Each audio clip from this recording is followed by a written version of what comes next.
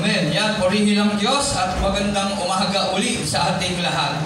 Salamat sa Panginoon sa mga patotoo na ating pinagbulay-bulayan, pinagsalu-saluan sa bahayag ng bawat kapatiran. Ayan, si Nanay Lina umawit ng parangal at papuri sa Diyos. At yung ating ibang kabataan sa grade, matataas kasi ano ngayon bigayan ng part sa mga estudyante. Amen po ba? Maraming mga estudyanteng matataas, lalo na kapag Christian niya, matataas talaga yan. Tama po ba yun? Amen. Mukhang konti nag-amen na kabataan. Ako mababa yung iba. Amen. Yan. Palakpakan muna natin ang Panginoon. Yan. Salamat sa Diyos. Yan. At yan lang naman sikreto ng karunungan. Yung salita ng Diyos. Yung ating Panginoong Jesus. Magbasa lang tayo ng Bible. At malaki ang may tutulong ito para sa ating karunungan. Kaya muli tayo ay mag-aaral ng salita ng Panginoon. Tayo ay makikinig ng kanyang mensahe at ituloy natin yung pag-ibig sa Diyos. Yung nakaraan, yung ako din yung nangaral, ay patungkol sa pag-ibig. At merong tatlong paraan na maaari natin maipakita ang pag-ibig natin sa Diyos dito sa ating kongregasyon bilang Kristiyano. Amen? Ano yun? Una, pag-ibig sa literal na church, itong church.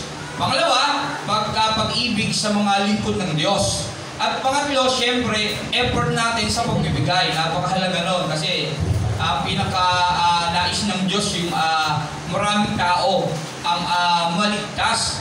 Ayan, at napakahalaga nitong church una. Dito kasi nag-aaral ng salita ng Diyos, dito tayo nakakapaghandog, nandito yung presensya ng Diyos.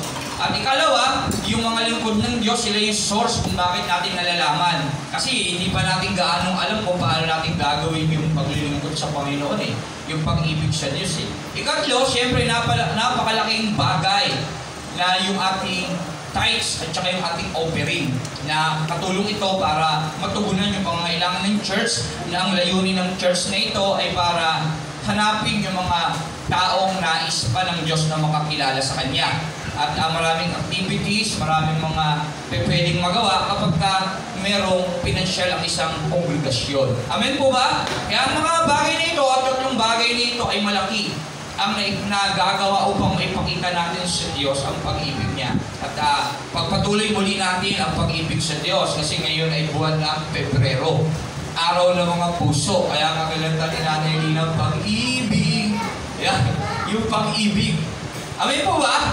Kasi February 12 ngayon. Tama ba? 11 pa lang. Mali pala ako. 11.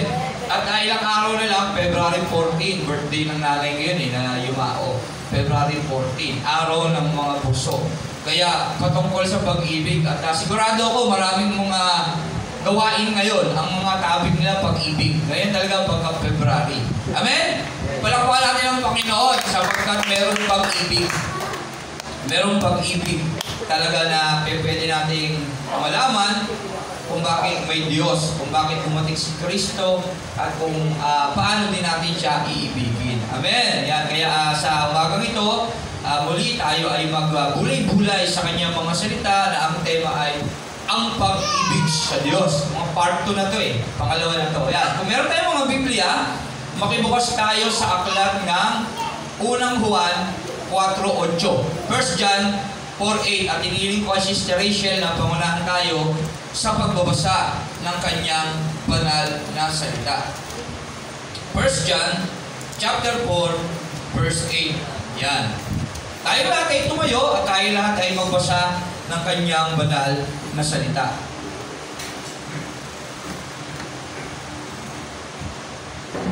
First John chapter 4 verse 8.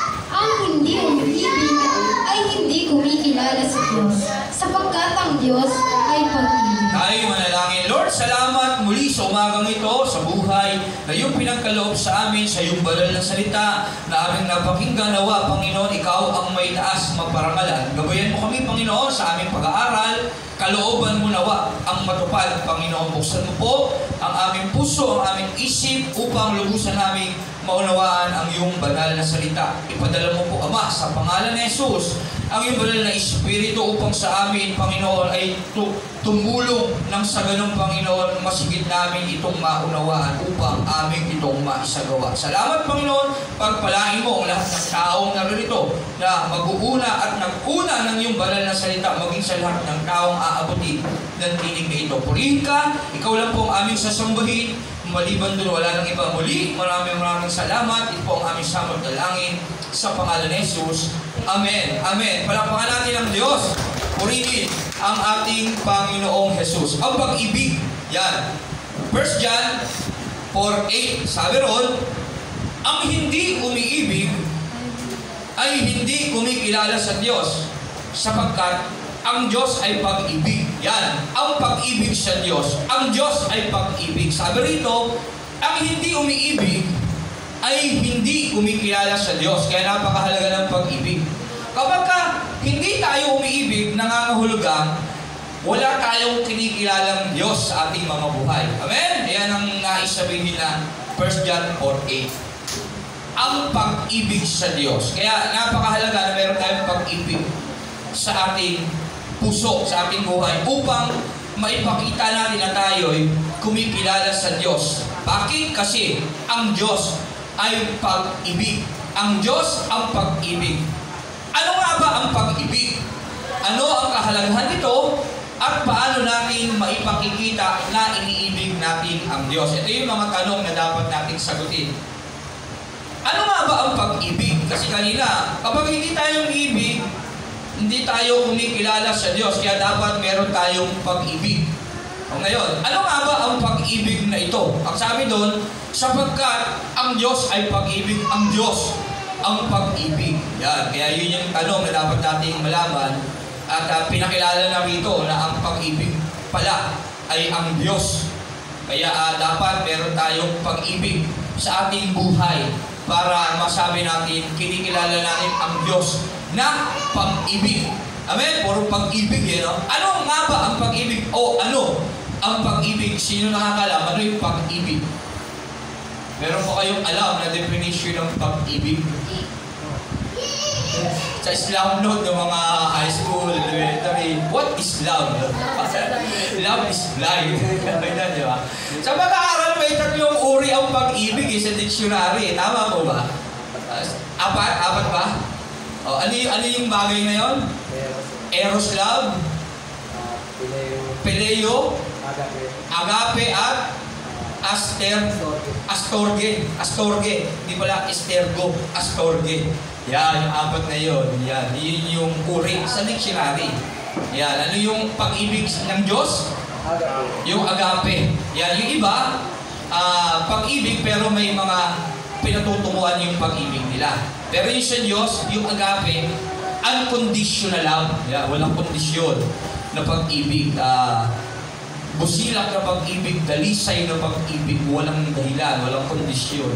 Yan, kasi tayo, likas sa tao, kapag tayo, nung hindi pa tayo nakakilala sa Panginoon, may mga dahilan kung bakit natin gusto ang isang tao, kung bakit natin pinapahalagahan yung isang tao.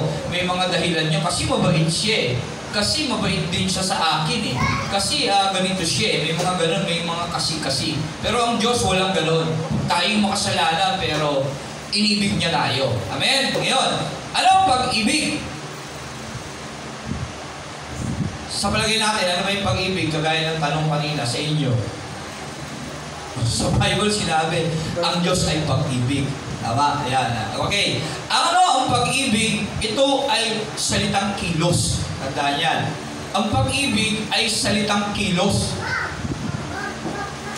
Bakit kaya natin nasabing salitang kilos ang pag-ibig? Bakit kaya pag may pag-ibig ka, ito ay salitang kilos, ito ay may paggawa? Yan. Basahin natin yung 1 John 4, chapter 9, 10, 11. Yan. 1 John 4, aak lang natin. Yan. 9. Sabi rito, inihayag ng Diyos ang kanyang pag-ibig sa atin nang isugo niya sa mundo ang kanyang kaisa-isang anak. Kasi sabi ang Diyos ang pag-ibig. Ngayon, inihayag ng Diyos ang kanyang pag-ibig nang isugo niya sa mundo ang kanyang kaisa-isang anak upang magkaroon tayo ng buhay sa pamamagitan niya. Then, Ito ang pag-ibig. Ito yung pag-ibig, sabi rito ng 1 John 4:10. Hindi sa inibig natin ng Diyos, hindi tayo ang umibig sa Diyos, kundi tayo ang inibig niya. At isinugo niya ang kanyang anak upang maging handog para mapatawad ang ating mga kasalanan. Mga minamahal, dahil gano'n kadakila ang pag-ibig ng Diyos sa atin, dapat din tayo magmahalan. So, ibig sabihin, pag binasa natin itong 9 to 11, malalaman natin ang pag-ibig ay pagsugo. May ginawa ang Diyos.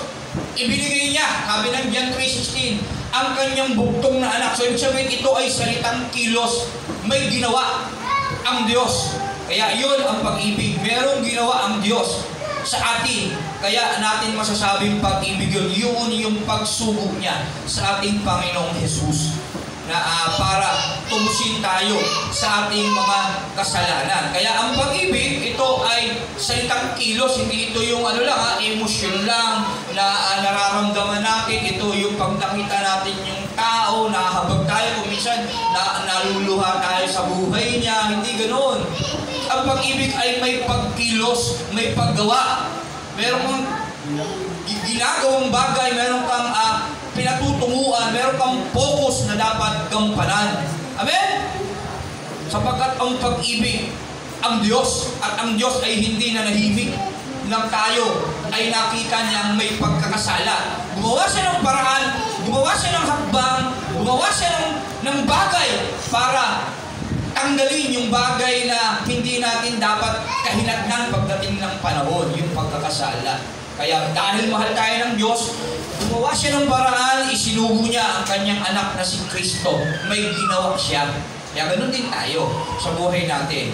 Kung ano ang pag-ibig sa atin, dapat meron din tayong aksyon na dapat gawin sa Diyos. Amen? Amen po ba? Yan. Kaya ano ang pag-ibig? Ito ay salitang kilos. Meron tayong dapat ginagawa. Amen. Pagkat ang Diyos na pag-ibig ay may ginawa sa atin para maipakita na tayo'y kanyang iniibig. Yan ang definition ng pag-ibig. Yan. Ayon sa banal na kasulatan. Hindi yan na emosyon lang, ito ay nararamdaman lang. Ito ay meron talagang paggawa, pagkilos na bagay para maipakita ito. Yan sa atin. Yan. At ano naman ang pag-ibig sa Diyos? Yun yung definition. Ang pag-ibig ay salitang kilos. May ginagawa ka, hindi nananahimik ka. Yan. Ano pa? Ano pa ang pag-ibig? Ito ang kaloob na pinakadakila sa lahat. Mula ulit tayo sa pag-ibig. Ano ang pag-ibig? Una, ang pag-ibig ay salitang kilos. Dapat may ginagawa. Kasi you cannot love. You can give without loving, but you cannot love without giving. May gagawin ka pa rin. Hindi ka pwedeng magmahal nang hindi ka lang bibigay. May action ka pa rin doon. Amen? Ano pa ang definition ng pag-ibig? Ano ang pag-ibig? Ang kaloob na pinakadakila sa lahat. Yun sa 1 Corinthians chapter 12, verse 31. 1 Corinthians chapter 12, verse 31. Sabi roon, kaya kung sikap ninyong hangarin ang makaloob ng mas dakila, at ngayon, ituturo ko sa inyo ang walang katulad sa lahat. Dakila at walang katulad sa lahat. Kaya kapag lumipat ka sa 13, yung pamagandaro na. Ang pag-ibig. Kaya, ano yung pag-ibig? Ang kaloob ng banal na Espiritu na dakila sa lahat ng mga kaloob. Ang pag-ibig. Amen? Yan, yung definition niya, dalawa. So, ito ay salitang kilos. At ito ang kaloob ng banal na Espiritu na pinakadakila sa lahat ng mga kaloob. Amen. Yan yun, yung definition niya. Okay, dako na tayo. Sa ano ang pag-ibig sa Diyos? Kasi mga tanong kanina Una, ano ang pag-ibig? At anong kahalagahan? Mamaya, dito muna tayo sa ano ang pag-ibig sa Diyos. Babalik ulit tayo sa 1 John 4:8. Yan. Ayon sa 1 John 4:8, ito ang tanging paraan na magagawa natin upang maipakita sa ating buhay na tayo nga ay naniniwala o kumikilala sa Diyos. Yan. Ano ang pag-ibig sa Diyos? Itong pag-ibig na ito ang paraan para maipakita natin sa ating buhay na talagang naniniwala tayo sa Diyos. Kasi sabi ng 1 John 4:8, ulit natin. Balikan natin yung talata. 1 John 4:8.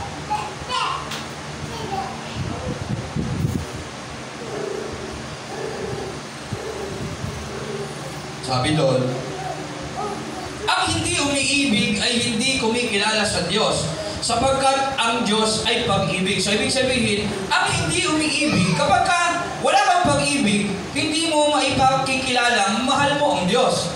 Kaya, ang definition, ano ang pag-ibig sa Diyos? Ito yung bagay na magagawa natin para maipakita natin na tayo ay kumikilala at naniniwala sa Diyos. Amen? Yan. Ano ang pag-ibig sa Diyos? Ito ang bagay, ito ang pag-ibig na ito ay maipakikita natin na tayo ay naniniwala o kumikilala sa Diyos. Parang pareho lang. Amen? Yan yung definition niya. Ano pa? Ito rin ang dahilan kung bakit natin kilala o kinikilala ang ating Panginoong Hesus. Yan. Ano ang pag-ibig sa Diyos? Ito rin ang dahilan na isang bagay na maipakikita natin na tayo'y kumikilala naman sa ating Panginoong Hesus. 1 John 4:9-10 pa rin tayo. 1 John 4:9-10. Sabi rito, inihayag ng Diyos ang kanyang pag-ibig sa atin nang isugo niya sa mundo ang kanyang kaisa-isang anak upang magkaroon tayo ng buhay sa pamamagitan niya. Ito ang pag-ibig, hindi sa inibig natin ang Diyos. Ito ang pag-ibig, hindi sa inibig natin ng Diyos, kundi tayo ang inibig niya at isinugo niya ang kanyang anak upang maging handog para mapatawad ang ating mga kasalanan. So, ibig sabihin, ang pag-ibig sa Diyos, kapag meron tayong pag-ibig sa Diyos, ito yung palatandaan na kinikilala natin si Jesus sa ating mga buhay. Na binigay ng Diyos Ama para sa atin bilang pag-ibig niya sa atin sa pagtubos ng ating mga kasalanan. Kaya kung ano ang pag-ibig sa Diyos, nagpapakita ito na tayo'y nagbibigay ng pagpapahalaga o pagkilala sa ating Panginoong Hesus na nag-alay ng buhay niya sa krus. Amen? Parang pareho lang, di ba? Pareho lang sa kanila, inulit lang. Yan. Kaya ang pag-ibig sa Diyos, isang paraan na pwede natin maipakita na talagang tinatanggap natin ang ating Panginoong Hesus sa ating buhay. Yan. Yan yung definition niya. Yung ano ang pag-ibig at ano ang pag-ibig sa Diyos, pareho lang. Pareho lang. Ano ang pag-ibig? Action. May action. Paraan para maipakita natin na kinikilala natin yung Diyos. Yung tuntunin ng Diyos. At ano naman ang pag-ibig sa Diyos? Pagka inibig natin ng Diyos, ano naman yung magiging mahalaga para sa atin yon? Napapahalagahan yan dahil napapakita sa pamamagitan ng pag-ibig natin sa Diyos na kinikilala natin yung anak niya na ibinigay niya sa atin, si Jesus. Amen? Na tinatanggap natin yon bilang tagapagligtas ng ating buhay. At dako naman tayo ngayon sa number 2. Ano ang kahalagahan ng pag-ibig? Yan. Mahaba sana ito, kaya lang pinaiksi ko lang kasi may lakad yung mga kabataan mamaya para hindi sila malate kasi babal na karapat. Mayroon kasi pumunta doon pag sasakay kayo. Tama ba? Vista Verde ang lapit lang, pero pag sumakay ka, may hirapan ka talaga kasi medyo malayo, malapit na malayo. Kaya mahaba sana ito para mas maipakita natin yung pag-ibig. Total nung nakaraan na pasaringan na natin yung pag-ibig, dinadagdagan na lang natin. Yan, kung ano yung pag-ibig. Ang pag-ibig, tandaan nyo, ito ay action word. Hindi yan yung nararamdaman mo lang. Ano ba yun, Pastor? Yung pag-ibig ba sa Diyos, yung pag umaaway ka, naiiyak ka pa, yung lumuluha ka, yung damong-damong mo ba, yung tumatayo yung balahibo mo, yung ba yung pag-ibig? Hindi ganun ang pag-ibig. Yun yung gusto sabihin kanina. Alam ko, medyo naguguluhan ko puro pag-ibig naririnig nyo Kaya inspiration natin halimbawa. Ito ba, Pastor, yung pag-ibig ba na? Kung yung definition ba ng pag-ibig, yung kapag may nakita kang tao, yung naawa ka, tapos kahit wala kang gawin, basta nararamdaman mo, naawa ka sa kanya, yun ba yun? Hindi yun. Tama? Kasi ang definition ng pag-ibig, action word. May ginagawa ka. hindi naka-steady ka lang kasi yung Diyos na umibig sa atin, may ginawa. Gumawa siya ng hakbang. At yung tindi ng hakbang na ginawa niya, yung kaisa-isa niyang anak na si Jesus, pinadala niya na nang pasimula. Kasama niya na ang Diyos, nang pasimula, naroon na ang salita. Sa John chapter 1, nang pasimula, naroon na ang salita. At ang salita ay kasama na ng Diyos nang pasimula pa lamang. Pero sa isang iglap lang, nung nagkasala ang tao, ipinadala niya yun para tubusin tayo sa ating mga kasalanan. Amen? Kaya hindi siya nanahimik. May ginawa siyang hakbang at ang tindi ng ginawang hakbang ng Diyos. Yung kasama niyang anak na kaisa-isa, ipinadala niya, gumawa siya. Gumawa. Meron siyang ginawa, hindi siya nanahimik, hindi siya nag-steady lang sa kaharian niya. Amen? Kaya yun yung definition ng pag-ibig. Action word. At yung kaisa-isang anak niya, na kasama niya. Pero yung sakit nun, yung alagang aso mo lang pagka nawala eh. Hahanapin mo yan eh. Minsan, pupunta ka pa sa barangay, makita mo lang siya. Diba? Mag-reward ka pa.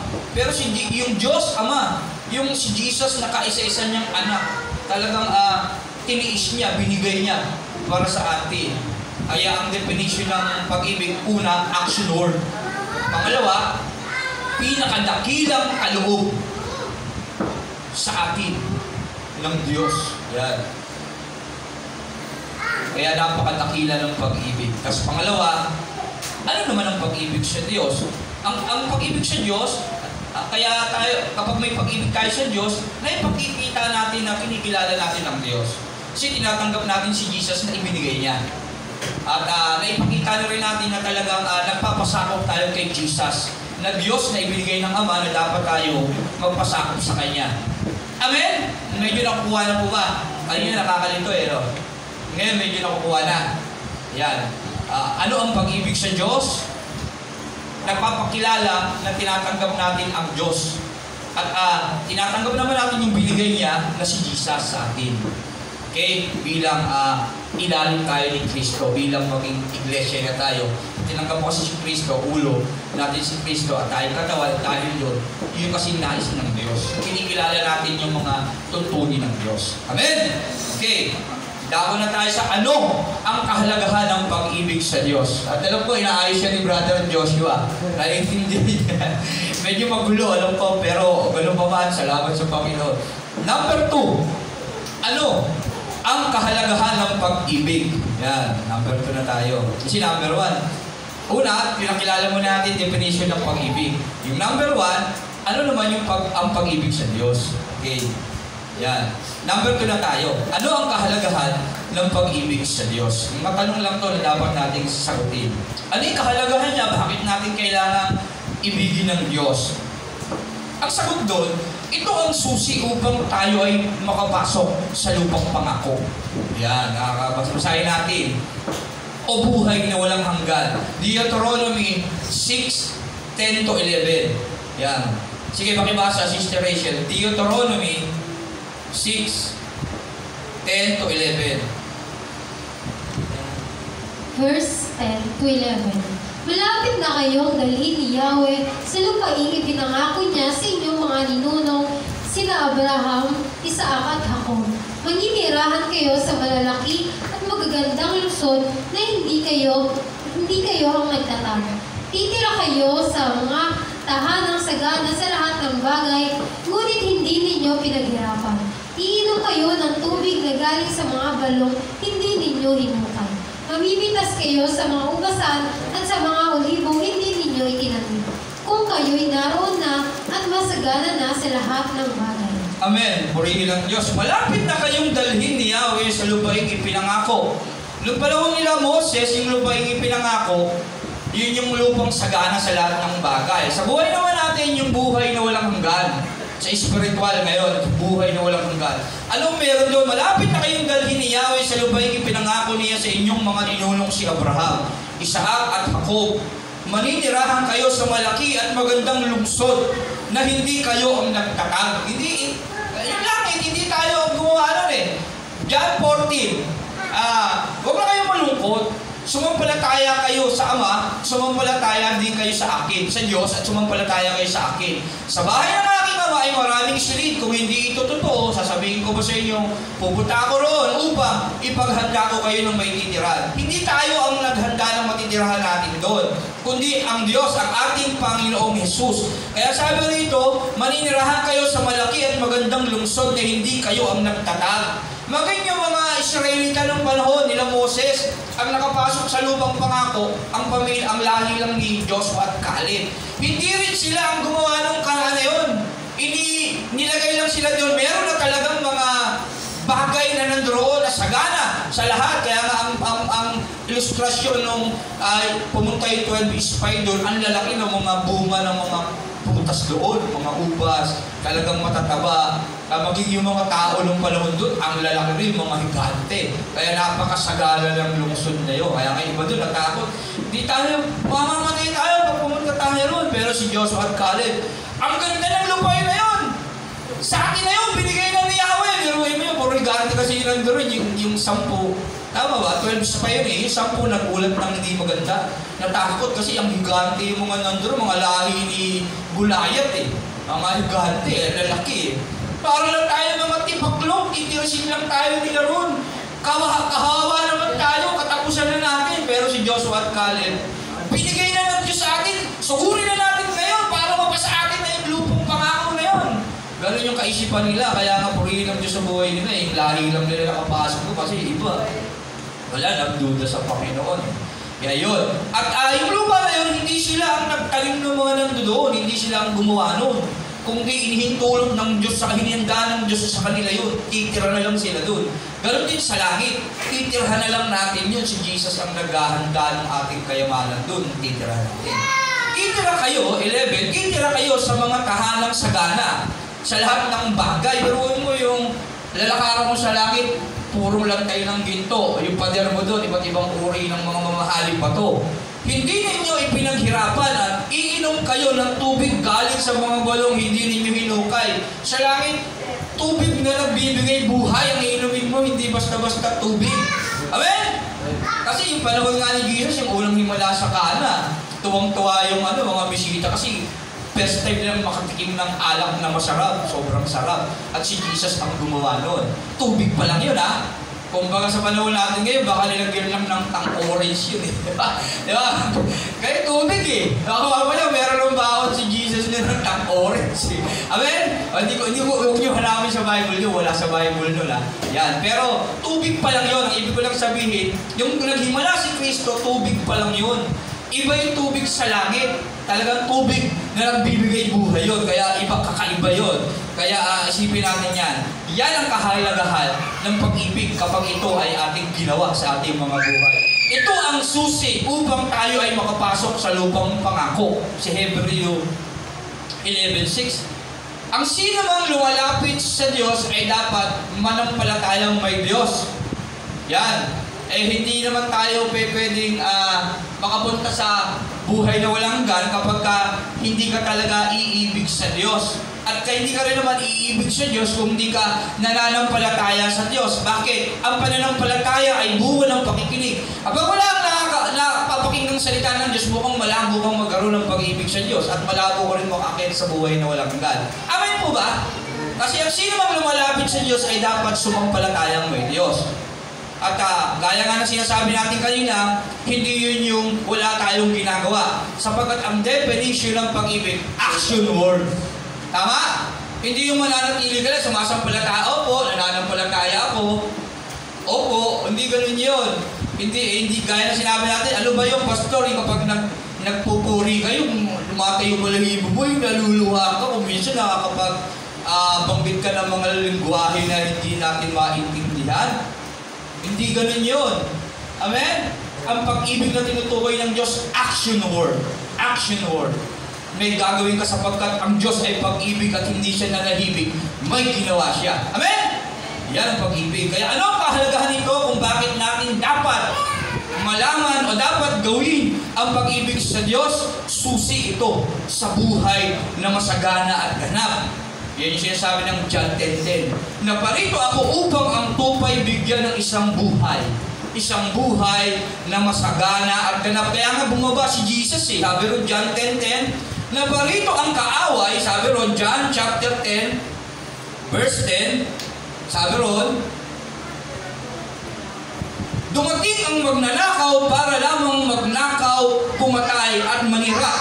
Naparito ako upang ang mga tupa ay magkaroon ng buhay, ng isang buhay na masagana at ganap. Amen? Si Jesus pinang galing langit, bumaba para bigyan tayo ng isang buhay ng masagana at ganap. Saan mo matatagpuan yun?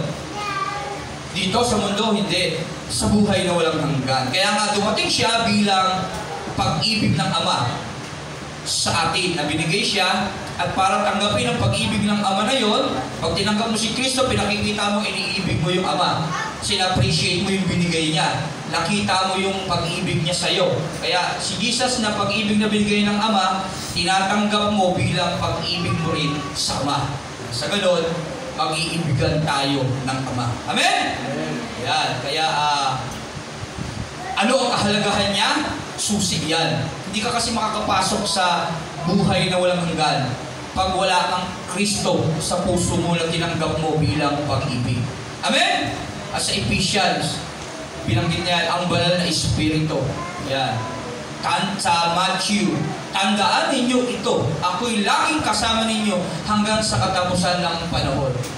Ang tatak ng kaligtasan na tayo hinirang ng Diyos, si Jesus, na nasa ating puso bilang pag-ibig na tinanggap natin sa ating buhay.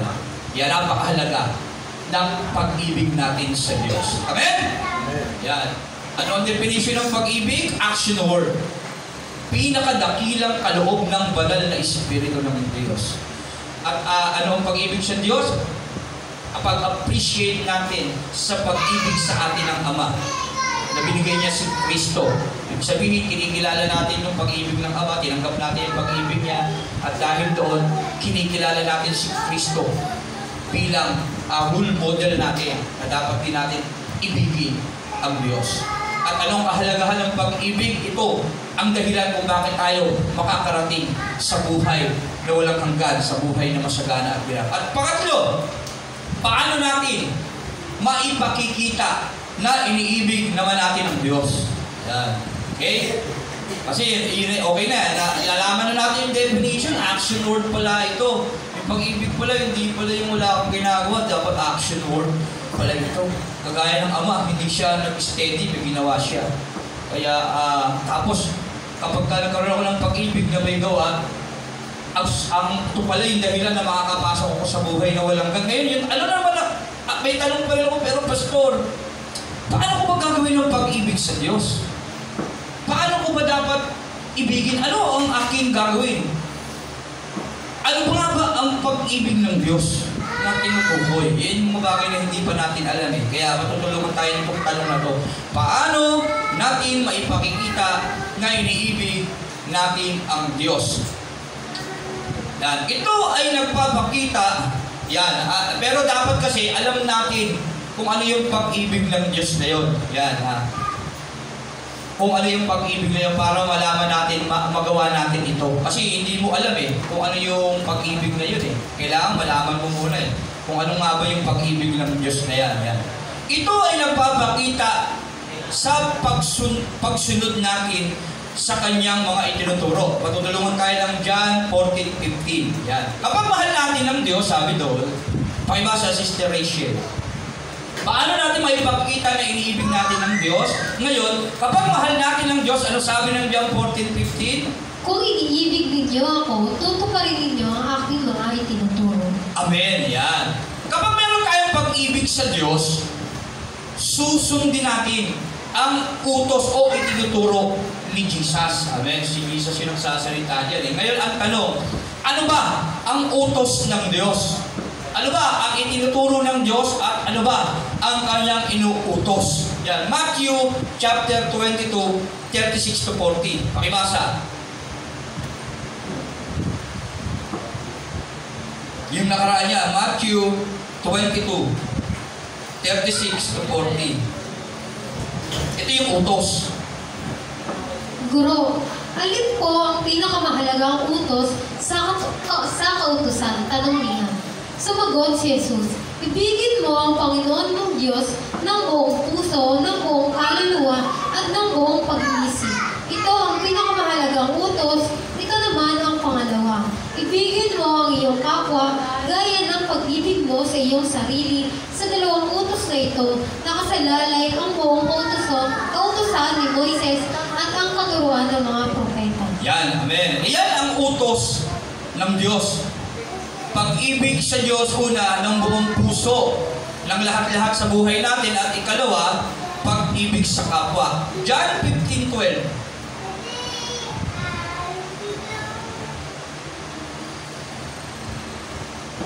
Amen.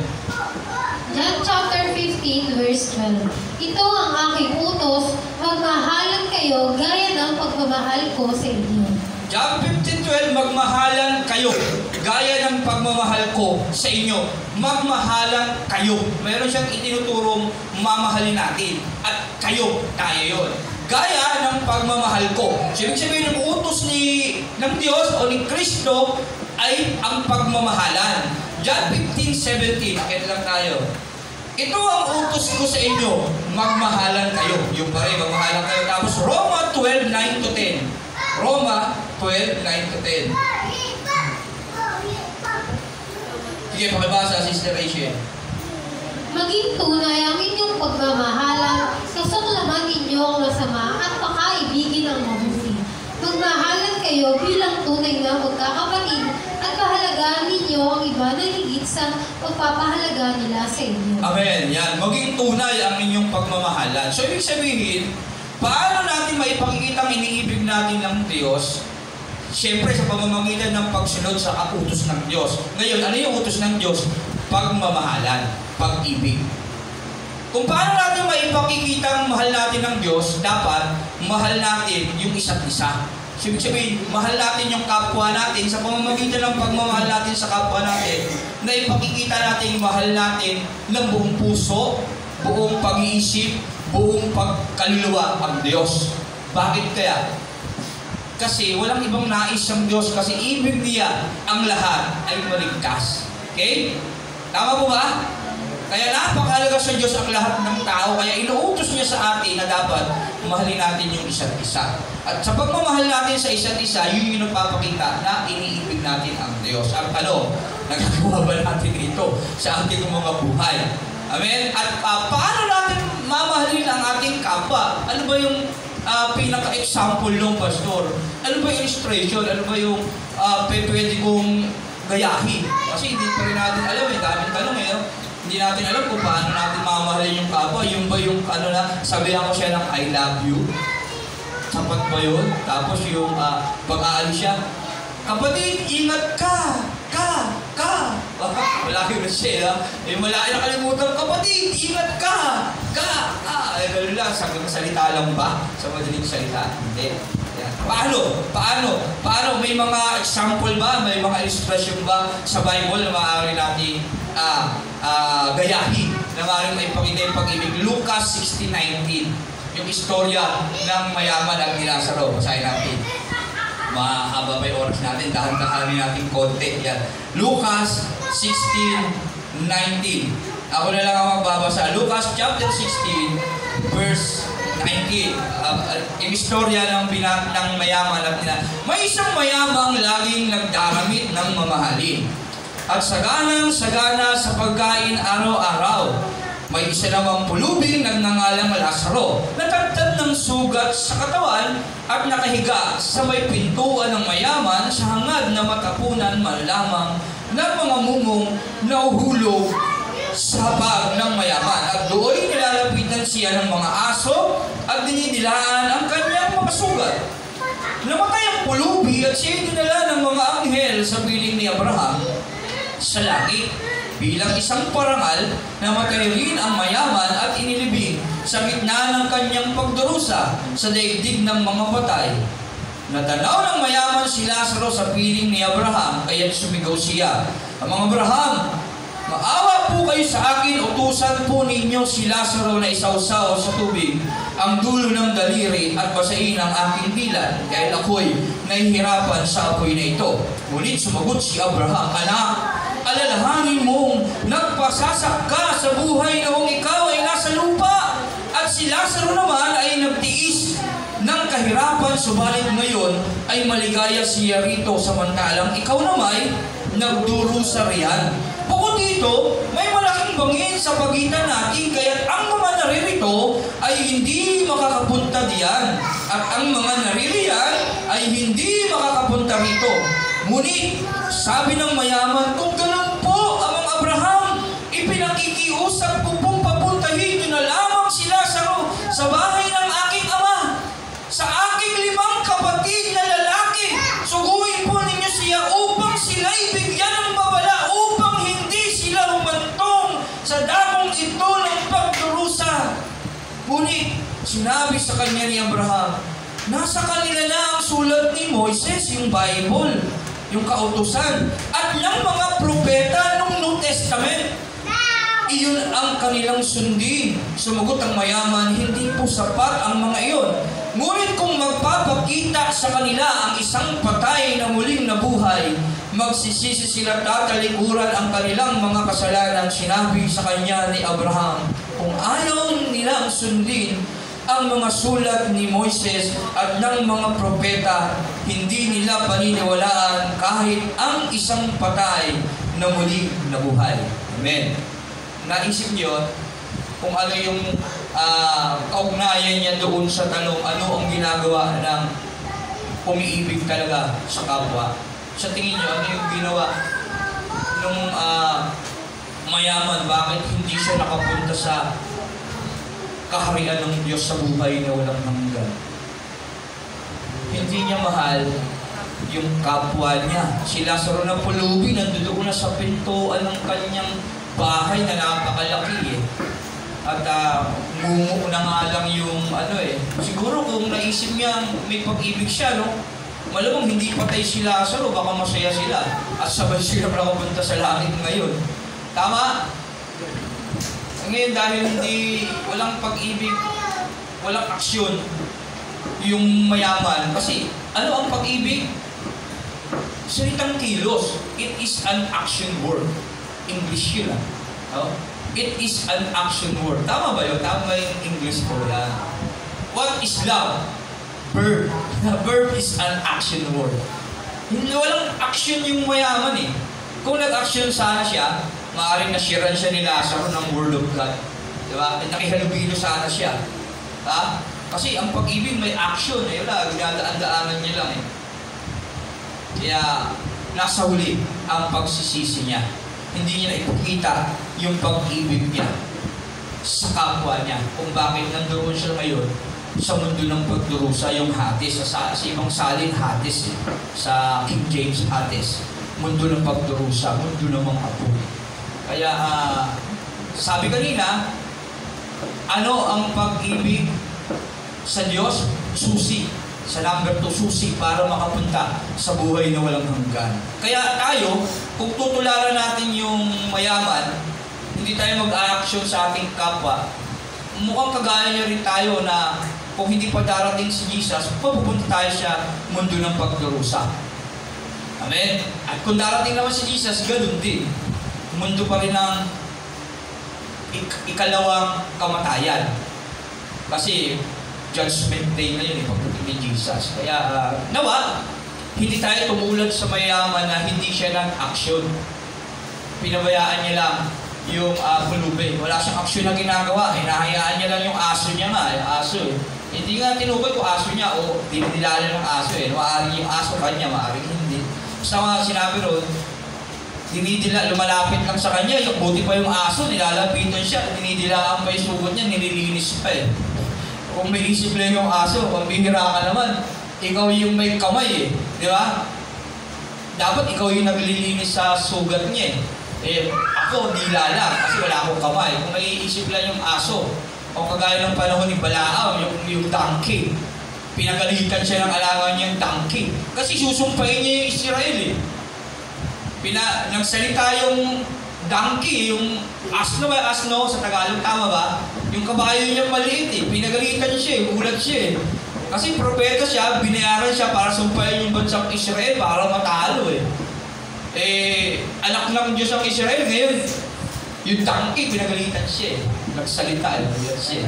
Kaya ganoon, kung nakapagsalita lang yung aso, malamang pinagalitan siya nun. Kaya yun, kaya siya nakapasok sa mundo ng pagdurusa, nasa pag-ibig sa Diyos. Bakit, Pastor, walang pag-ibig sa Diyos? Si Lazaro, kasi ang pag-ibig sa Diyos ay yung may pakikita mo yun pag mahal mo yung kapwa mo. Yan ang pag-ibig. Kaya napakahalaga. Ang pag-ibig ay matyaga at mapagpatawad. Sabi ro ng 1 Corinthians chapter 13. 1 Corinthians chapter 13. Basahin lang natin yung katangian ng pag-ibig. Makapagsalita man ako sa wika ng mga tao at ng mga anghel kung wala naman akong pag-ibig para lamang akong kampanang umaalingaw o pompiang na kumakalampag. Kung ako man ay may kakayahang magpahayag ng salita ng Diyos, magaling ako mangaral, magaling ako magsalita, at umunawa sa lahat ng hiwaga, matalino ako, alam ko yung mga ibig sabihin. Kung meron man akong ng lahat ng kaalaman at malaking pananampalataya, ano pa nakakapagpalipat ako ng mga bundok, ngunit kung wala naman akong pag-ibig, wala akong kabuluhan. May kapangyarihan ka pa, naghihimala ka pa. At kung ipamigay ko, marang mapagbigay ka. Ang lahat ng aking ari-ariya, kasi you can give without loving. Pwede ka magbigay na wala namang pag-ibig, but you cannot love without giving. Tandaan niya.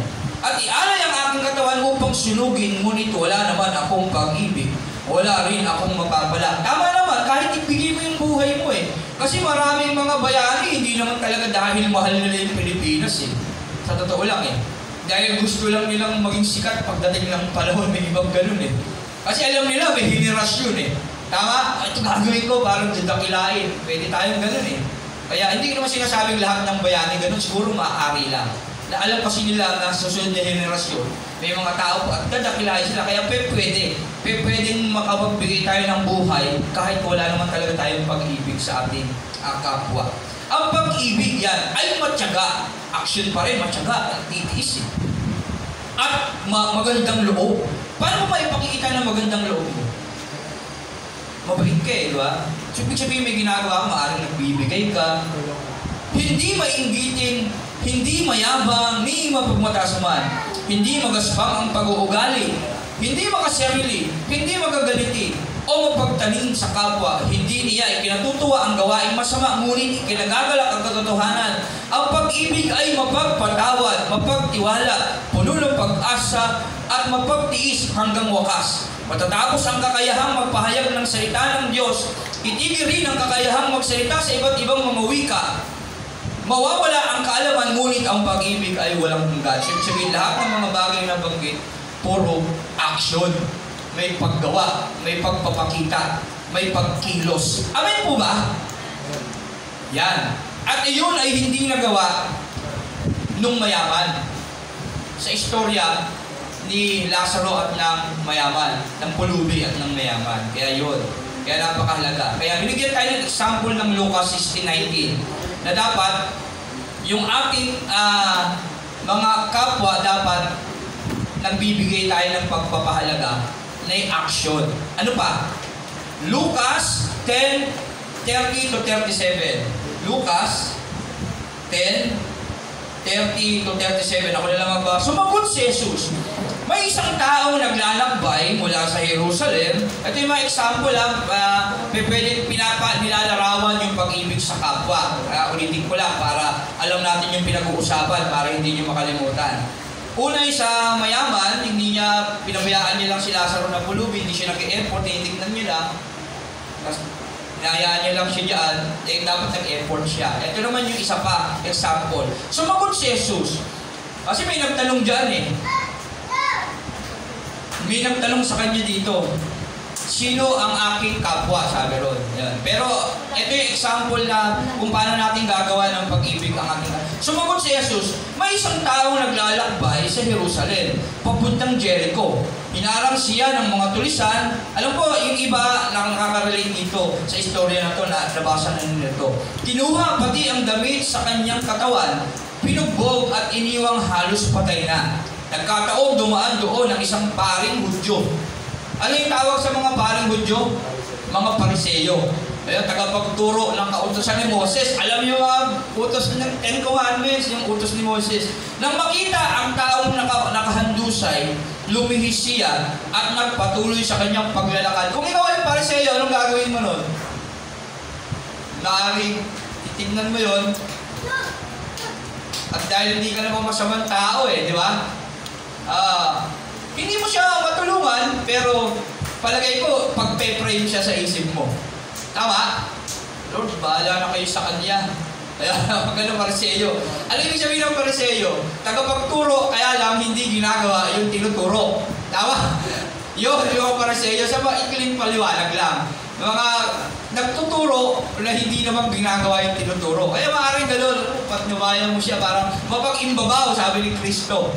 Diba? Napapasikat lang sila. Yung hilig nilang magdasal. Nakikita ng mga tao. Tama? Kaya maaaring gano'n. Dahil may kasama siya, kasi hindi naman maglalakad mag-isa yan. Mga tagapagturo, may mga alala yan. Tama, bagamat hindi na pinaliwanag dito. Kung iisipin mo, kung use your imagination pag binabasa mo siya, hindi natin dinadagdagan ipakita lang natin yung mga maaaring bagay na nandoon. Kasi ang Pariseo, pag umalis siya, may mga kasama yan. Si Pablo nga Ako isang Pariseo, nung hinanap niya yung mga Christian, may mga kasama siya. Nung pakita si Kristo, tumba sila lahat. Na bagsak sila lahat.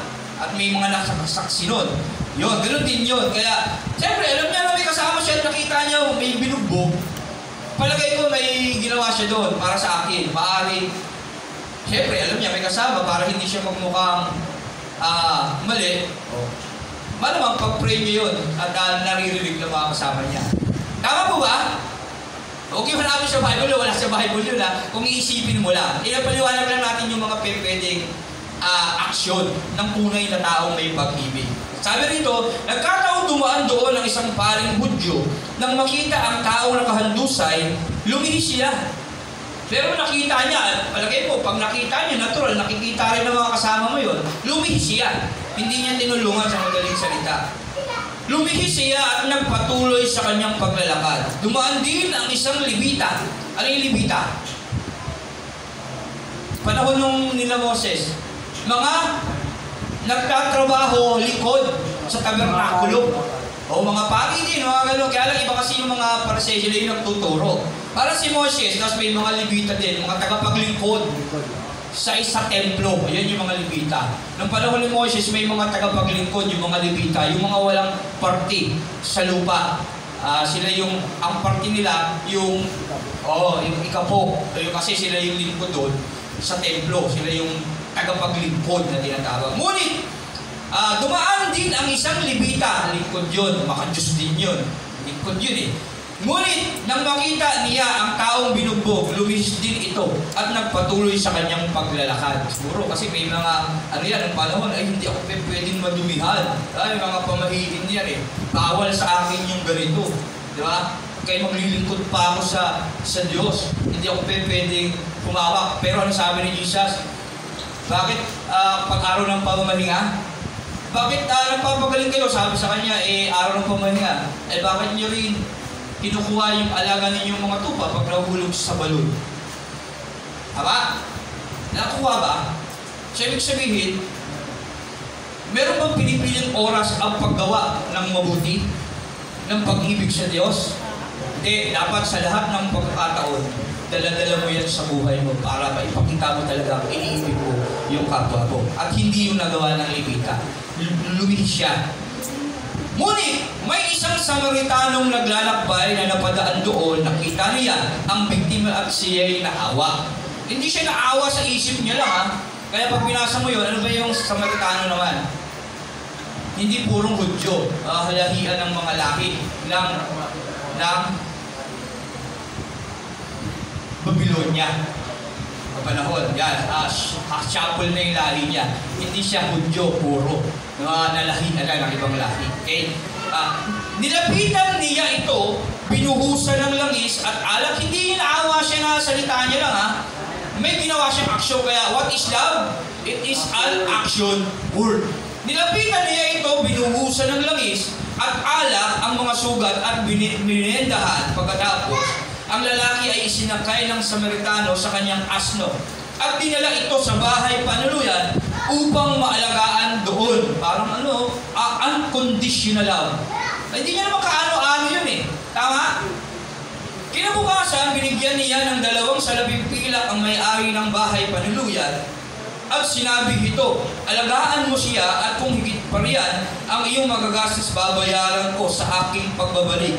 At nagtanong si Jesus, palagay mo, sino kaya sa 3 ang naging tunay na kapwa ng tao hinarang ng mga tulisan?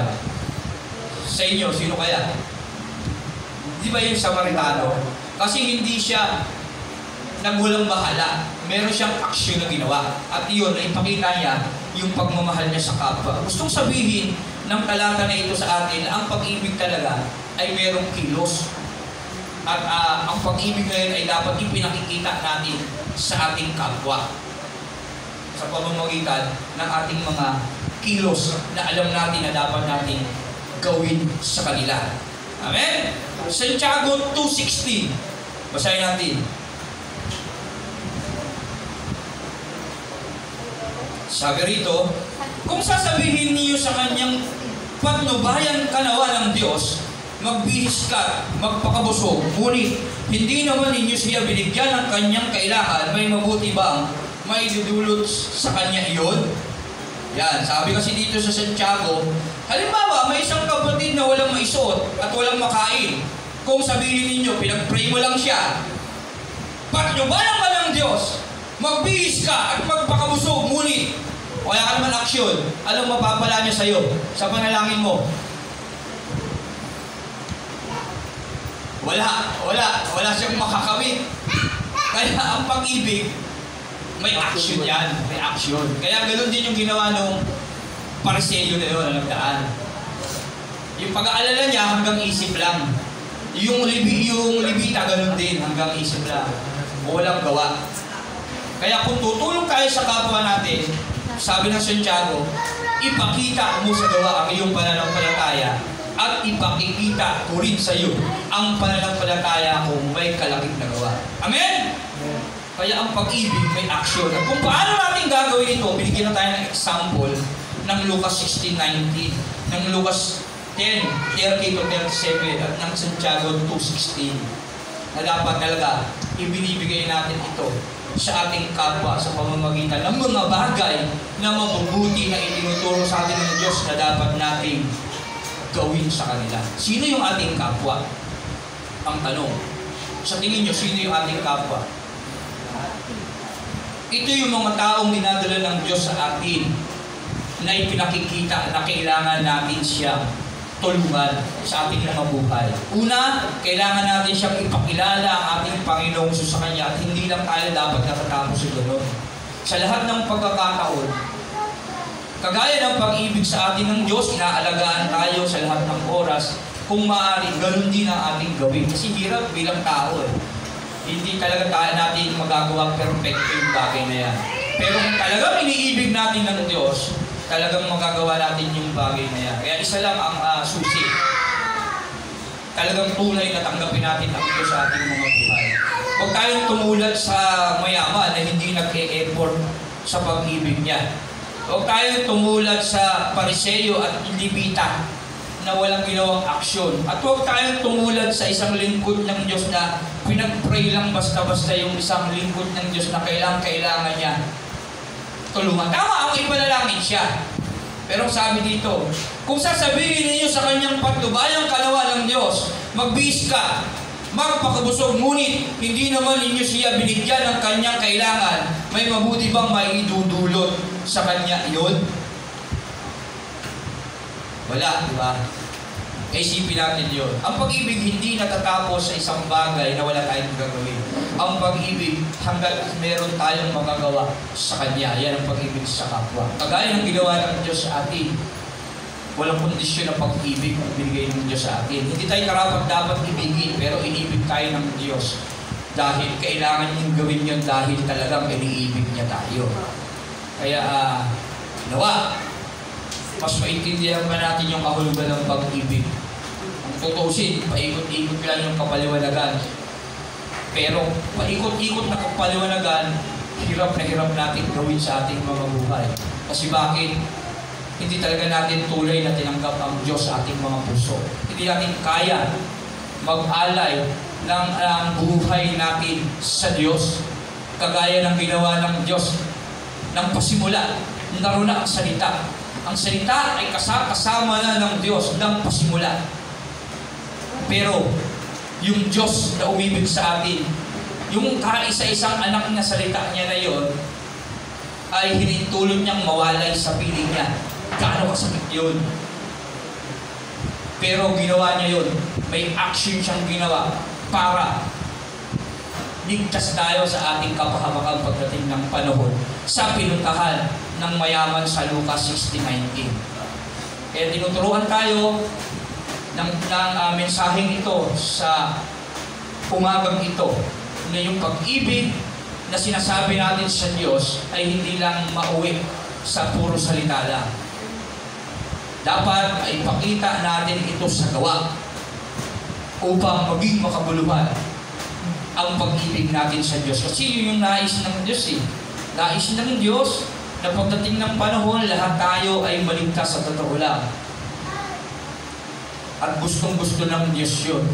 Kaya kailangan natin gawin, tayong mga malalakas, kagaya ng pinag-aralan kayo na umaga, tulungan natin yung mahihina sa pananampalataya. Ibigin natin sila ng higit kaysa sa pag-ibig natin sa sarili. Kaya ng pag-ibig ng Diyos sa atin. Yan. Kalingain natin sila, huwag natin silang maliitin, alagaan natin sila sa abot ng ating makakaya. Kasi ang Diyos, ganun kung paano tayo iniibig. Hindi tayo pinababayaan. Bawat oras, humihinga tayo, binabantayan niya tayo, pag nananalangin tayo, tinutugon niya tayo, kahit di tayo karapat-dapat tugunin. Kung minsan, naghihinagpis tayo, parang ang tagal. Parang hindi ata ako dininig ng Diyos, pero kinalaunan, magigising ka isang araw, nakuha mo na yung kahilingan mo. Hindi pala nagpabaya ang Diyos sa iyo. Ikaw lang pala ang nagpabaya sa Kanya kasi naiinig ka lang. Kasi hindi mo siya mahal. Kasi yung pagmamahal mo may kondisyon lang. Amen? Pupunta ka lang sa church kapag may sakit ka. Pupunta ka lang sa church pag kailangan. Pupunta ka lang sa church pag nasamot ka. Yun yung mga bagay na kalulungkot na nagagawa natin at sasabihin natin, ibig natin ng Diyos. Kaya yun yung mga bagay na dapat natin isipin sa ating mga buhay na dapat talagang iniibig natin ng Diyos. Paano tayo makaka-encourage ng iba? Paano natin ipakikitang mahal natin yung kapwa natin na iniibig natin ng Diyos? Kasi yung pagmamahal sa kapwa, yun ang papakita ng pag-ibig natin sa Diyos. Paano natin may ipakikita yun kung hindi natin alam kung paano umibig sa kapwa? Kung sarili lang natin yung iniisip natin. Wala. At pagdating ng panahon, pag nagpatuloy tayo, kagaya tayo ng mayaman na napunta sa Hades, hindi tayo makakarating sa lupang pangako. Dahil pinangako ng Diyos na ginawa niya na hindi tayo ang nagpakahirap. Amen? Isipin natin yan. Ang pag-ibig, action word. Ang pag-ibig, dakilang kaloob ng Diyos sa atin. Ang pag-ibig, pagpapakilala na tinanggap natin si Kristo sa ating buhay. Ang kahalagahan ng pag-ibig, ito ang susi para makapunta tayo sa buhay na masagana na inaasam natin. Kasi dito sa mundo, puro paghihirap lang eh. At kung paano natin magagawa ang pag-ibig, ibigin natin yung ating kapwa ng totoo with action. Huwag natin tularan yung mayaman. At huwag natin gayahin yung parseyo na pinag-pray niya lang yung binugbog. Ano pa, yung lipita na makasarili. Ano ko, magkakasala ako. Hindi ko siya pwedeng hawakan, madudungi siya ako, maglilingkod pa ako sa templo, dapat banal ako. Malinis kapag papasok sa dakong kabanal-banada ng Diyos. Kasi mga libita lang yung panahon ng pwedeng maghingi ng patawad sa mga tao ng panahon. Kaya hindi siya pwedeng madumihan. Kaya hindi niya nilapitan yung binugbog na tao na yun. Lumihis siya kasi ayaw niya, makasarili siya, gusto niya siya lang yung mapupunta sa langit. Nagkamali siya. Kasi ang pagpunta sa langit ay pag-ibig sa kapwa. Amen? At yan ang tinuturo ng talata na ito sa umagang ito. Ang pag-ibig, action word. Ang pag-ibig, dakilang kaloob ng Diyos, ng banal na Espiritu. Ang pag-ibig, pagtanggap kay Kristo bilang Panginoon, Hari at Diyos ng buhay mo at bilang larawan dapat makita siya sa atin. Ito ang susi na makakapunta tayo sa buhay na walang hanggan. At kung paano tayo iibig, mahalin natin ng totoo ang ating kapwa. With action. With action. Huwag lang natin ipakita sa pag-aalala, sa emosyon. Ipakita natin sa gawa. Faith without action is dead. Amen? Kaya sa kabuuan, basahin natin yung Santiago 2 at tapos na tayo. Basahin babala, laban sa pagtatangi. Mga kapatid ko, bilang mga mananampalataya kay Jesus na ating maluwalhating Panginoon, dapat maging pantay-pantay ang tingin ninyo sa lahat ng tao. Kung may pumasok sa inyong kapulungan na isang lalaking may mga singsing na ginto at nakadamit ng magara at dumating din doon ang isang mahirap na puno ng sulsi ang damit at insikaso ninyong mabuti ang nakadamit ng magara at sinabi sa kanya, dito kayo maupo. At sinabi naman ninyo sa mahirap, tumayo ka na lang. Diyan o kaya sa sahig ka na lang umupo. Nagtatangi na kayo at humahatol ng mali. Mga kapatid kong minamahal, tignan ninyo ang mabuti. Hindi ba't ang pinili ng Diyos ay ang mga mahihirap sa mundong ito upang maging mayaman sa pananampalataya at maging kasama sa kaharian ay pinangako niya sa mga umiibig sa Kanya. Kaya yung mga umiibig sa Kanya, yun yung mga pinangakuan ng Diyos. At lahat ng tao ay available sa pangako ng Diyos na yan. Ngunit, hinahamak ninyo ang mahihirap. Kaya mayaman o mahirap, mabuti o masama, pantay lang sa paningin ng Diyos. Ngunit, hinahamak ninyo ang mahihirap, hindi ba't ang mayayaman ang umapis sa inyo at sila ang nagsasakdal sa inyo sa hukuman? Hindi ba't sila rin ang lumalait sa marangal na pangalang ibinigay sa inyo ng Diyos? Kasi kadalasan, minamahal lang natin ang tao pag may napapala tayo eh. Mahal lang natin ng Diyos pag may pagpapala eh. Kung minsan eh. Kaya nga kung minsan may sakit ng tayo at tayo pupunta sa church, may pangangailangan, kailangan natin ng trabaho, magpe-pray tayo. Pero kapag meron na, wala na. Ganun yun, tinasabi nito. Yung mayayaman, pinagtatangian natin. Yung mahihirap, kinatsampera natin. Yung mayayaman kasi may mapapala tayo. Dito lang po kayo maumpo kasi malaking itatake sa church yan eh. Kasi malaki ang maitutulong niya sa kongregasyon eh. Dapat hindi ganon. Kaya ang pag-ibig ni Jesus unconditional. Walang kondisyon, walang dahilan. Dahil ito'y kailangan mo, kaya kita mahal. Ito talaga ang nararamdaman ko sa iyo. Kaya kita nilikha. Ganyan dapat tayo, pagaya ng pagmamahal ng Diyos. Hindi ba't sila rin ang lumalait sa marangal na pangalang ibinigay sa inyo ng Diyos? Mabuti ang inyong ginagawa kung tinutupad ninyo ang utos sa kaharian ng Diyos. Ayon sa kasulatan, ito ang utos. Ibigin ang iyong kapwa gaya ng pag-ibig mo sa iyong sarili. Ngunit kung nagtatangi kayo ng tao, kayo'y nagkakasala at batay sa kautusan, dapat kayong parusahan. Ang lumalabag sa isa, kahit tumutupad sa iba, pang mga utos ay lumalabag pa rin sa buong kautusan. Sapagkat ang Diyos na nagsabi ng huwag kang mangangalunya ay siya rin nagsabi na huwag kang papatay. Kung hindi ka man nangangalunya, ngunit pumapatay ka naman, nilalabag mo na rin ang kautusan. Kaya't mag-ingat kayo sa inyong pagkilos at pananalita, sapagkat hahatulan kayo ayon sa kautusang nagpapalaya sa inyo. Walang awa na hahatulan ng Diyos ang di marunong maawa. Ngunit ang mawain ay walang dapat ikatakot sa oras ng paghatol. Mga kapatid, ano ang mapapala ng isang tao kung sabihin man niyang siya ay may pananampalataya, ngunit hindi naman niya ito pinapatunayan sa gawa? Maliligtas pa siya sa ganoong uri ng pananampalataya? Halimbawa, may isang kapatid na walang maisuot at walang makain. Kung sasabihin niya sa kanya'y patnubayan ka nawa ng Diyos, magbihis ka, magpakabusog, ngunit hindi naman ninyo siya binigyan ng kanyang kailangan, may mabuti bang maitudulot sa kanya iyon? Gayon din naman, patay ang pananampalatayang walang kalakip na gawa. Ngunit may nagsasabing may pananampalataya ka at may gawa naman ako. Ipakita mo sa akin ang iyong pananampalatayang walang kasamang gawa at ipakikita ko naman sa iyo ang aking pananampalataya sa pamamagitan ng aking mga gawa. Sumasampalataya ka, ang Diyos ay iisa, hindi ba? Mabuti yan. Ang mga demonyo man ay sumasampalataya rin at nanginginig pa. Isa kang hangal, nais mo pa bang patunayan ko sa iyo na walang kabuluhan ang pananampalatayang walang kasamang gawa? Ang ating amang si Abraham ay kinalugdan ng Diyos dahil sa kanyang mga gawa.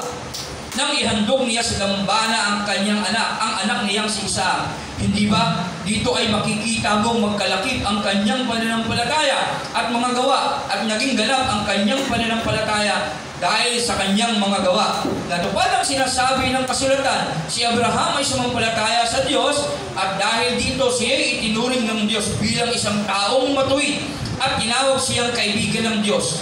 Diyan ninyo makikita na itinuring na matuwid ang isang tao dahil sa kanyang mga gawa at di dahil sa kanyang pananampalataya lamang. Gayon din si Rahab, ang babaeng bayaran, pinatuloy niya ang mga espiya ng Israel at itinuro pa sa kanila ang ibang daan upang sila'y makatakas dahil sa ginawa niyang iyon.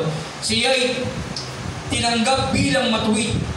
Patay ang katawang walang espiritu, gayon din naman patay ang pananampalatayang walang kasamang gawa. Amen? Yan, kaya yung pag-ibig natin, ipakita natin yan sa gawa. Kasi kung wala rin namang gawa ang pag-ibig natin, kagaya ng pananampalatayang walang kalakip na gawa, ganon din ang pag-ibig natin. Patay ang pag-ibig natin sa Diyos. Sa bibig lamang ng gagaling at hindi talaga tunay natin iniibig ang Diyos pagka ganon ang ating ginagawa sa ating mga buhay. Amen?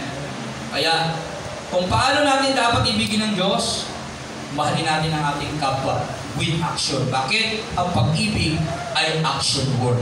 Amen? Palakpakan natin ang Panginoon. Purihin ang Diyos sa umagang ito at tayo'y tumayo at tayo'y umawit ng isang awit bago tayo magbukas sa ating gawain. Kaya, parangalan natin ang Diyos sa umagang ito. Awitan natin ang Diyos. Kailan pa ibibigay ang ating buhay? Kailan pa natin ibibigay sa Diyos yung ating pag-ibig kung huli na yung lahat? At ngayon narinig natin ang tunay na kahulugan ng pag-ibig. Ito pala, ang pag-ibig pala sa Diyos ay ang pag-ibig sa ating kapwa na hindi pa natin alam na dapat noong pa natin nalaman. Kaya purihin ang Diyos, salamat sa kanyang banal na salita. Kaya may pagkakataon tayong gawin ang pag-ibig natin sa Diyos sa pamamagitan ng pagpapakita ng pag-ibig natin sa kapwa natin na may malaking na gawa. Purihin ang Diyos. Kailan pa ibibigay ang buhay mo lakas kung huli niya ang lahat? Kaya hanggang may panahon, gawin natin, ipakita natin ang pag-ibig sa Diyos. Pahalagahan natin yung iba ng higit sa pagpapahalaga natin sa ating sarili. Hirap, pero yun talaga dapat natin gawin. Purihin ang Diyos. Hallelujah. Kailan pa ibibigay?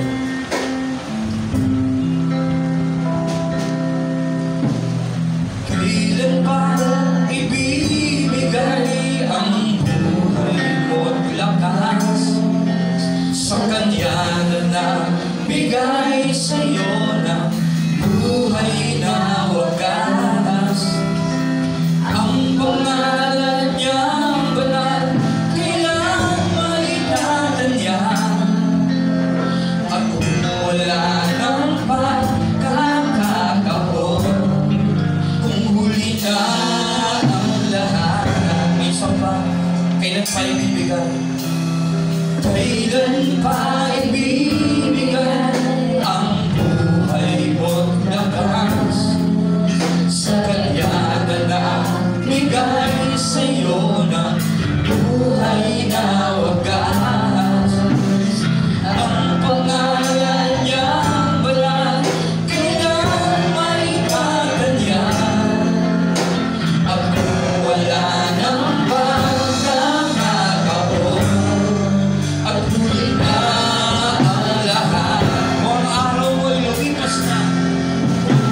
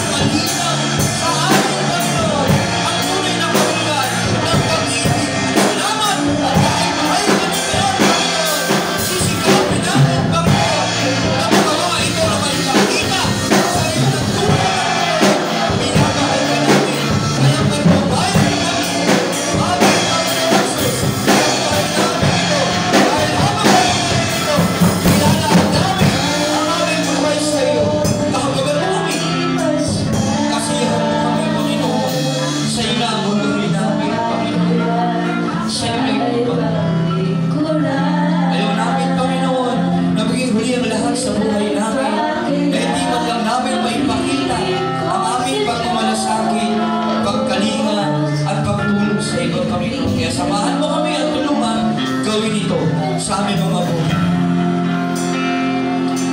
At kung ang araw lumipas na, mabuha mo pa kaya siya ay paglingkuran.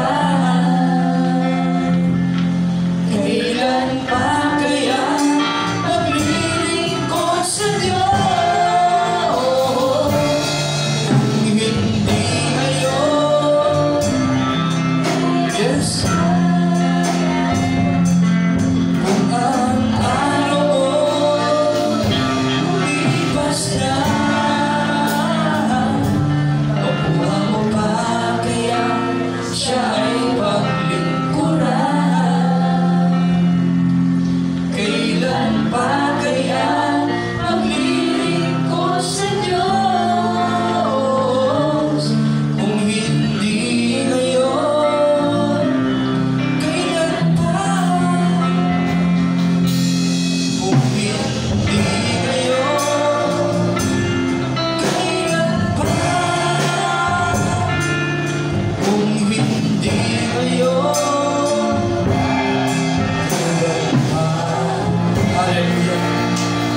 Purihin ka, Panginoon. Kailan namin may makikita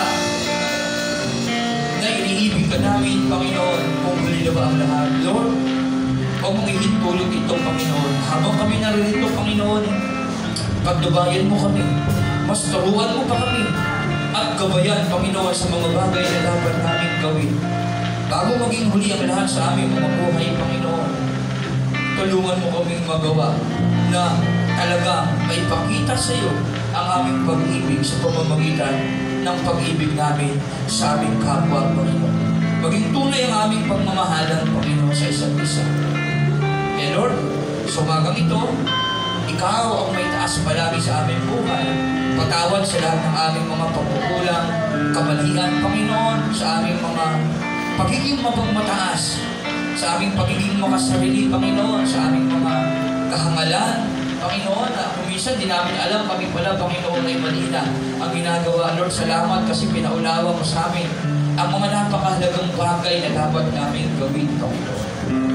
Nawa, Panginoon, hanggang kami naririto, mas higit namin maintindihan ang tunay na kahulugan ng pag-ibig sa iyo.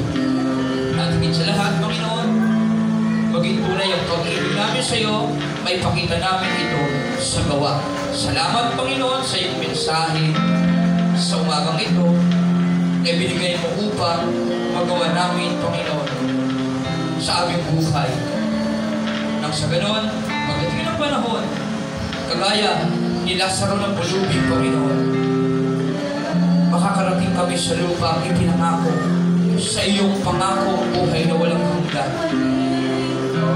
Salamat, Panginoon, sa iyong mga salita, sa mga tao, Panginoon, na ginagamit mo para maging instrumento, inspirasyon para magawa namin at malaman ang mga bagay na dapat mo ito naman sa amin. Purihin ka.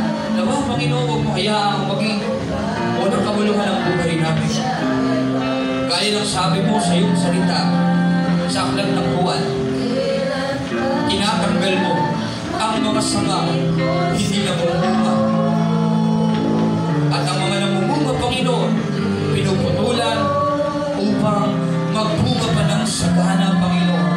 May hindi iisang daan, Panginoon. Kaya kami, Panginoon, patuloy mo kami alagaan. Itong pag-ibig namin ay pinakikita sa iyo na bagamat hindi pa sapat, na alam namin kulang. Pero kahit ganun kami, Panginoon, hiling namin sa iyo, Ama, sa pangalan ni Jesus, patuloy mo kaming alagaan. Patuloy mo kaming ingatan. Patuloy mo kaming palalahanan. Huwag mo hayaan, Panginoon, na kaming mawalay pa sa iyo. Pagkus, Panginoon, kapag kaming mawawalay, tulungan mo kami, Panginoon, na makapagpalumpalay kasi hindi naman namin nais mawalay sa iyo. Ang nais namin ay maglingkod sa iyo at ipakita na talagang mahal ka namin. Kaya naman ngayon, salamat at dahil alam na namin ang mga bagay na dapat namin gawin upang maipakita ang pag-ibig na ito sa iyo na hindi pa namin natutuklasan. At salamat sa oras na ito, sa umagang ito, ipinaunawa mo sa amin ang tunay na kahulugan ng pag-ibig sa iyo. Purihin ka, Panginoon. Salamat sa umagang ito. Ito po ang aming samot dalangin sa pangalan ni Jesus.